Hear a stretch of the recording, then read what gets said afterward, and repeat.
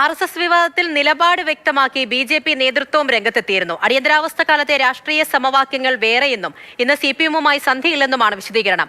വർഗീയ രാഷ്ട്രീയത്തെക്കുറിച്ച് സംസാരിക്കണമെങ്കിൽ ജമാഅത്തെയും PDP-യും കുറിച്ച് സംസാരിക്കാമെന്ന് നേതാക്കൾ പറഞ്ഞു.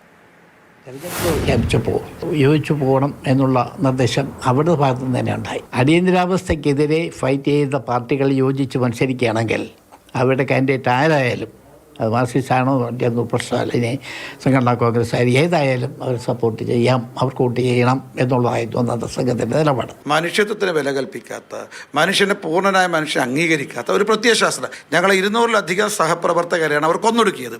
ഇതാണ്. അതുകൊണ്ട് അവരുമായിട്ട് യാതൊരു സന്ധിയും ഞങ്ങൾ കോൺഗ്രസിനെ പോലെ ചെയ്യാൻ തയ്യാറല്ല. ഇപ്പം എല്ലാവരും ഒന്നിച്ച് കൂടിച്ചേർന്നുള്ള ഒരു രാഷ്ട്രീയ ഇക്വേഷൻ അടിയന്തരാവസ്ഥയുടെ കാലഘട്ടത്തിൽ ഒഴിച്ച് ഞങ്ങളെ സംബന്ധിച്ച് കമ്മ്യൂണിസ്റ്റ് പാർട്ടിയുമായി, കമ്മ്യൂണിസ്റ്റ് പ്രത്യയശാസ്ത്രവുമായി ഒരു സന്ധിയും ചെയ്യാൻ ഞങ്ങൾ തയ്യാറല്ല. വിശ്വസിക്കരുത്, ഇവർ നുണക്കാരാണ്. എത്രയോ കൊല്ലം നുണ പറഞ്ഞു നടക്കുന്ന ഒരു പാർട്ടികളാണ് രണ്ടുപേരും. വെസ്റ്റ് ബംഗാളിലും രണ്ടുപേരും LDF-ഉം UDF-ഉം ഒറ്റക്കെട്ടായിട്ടാണ് മത്സരിക്കുന്നത്.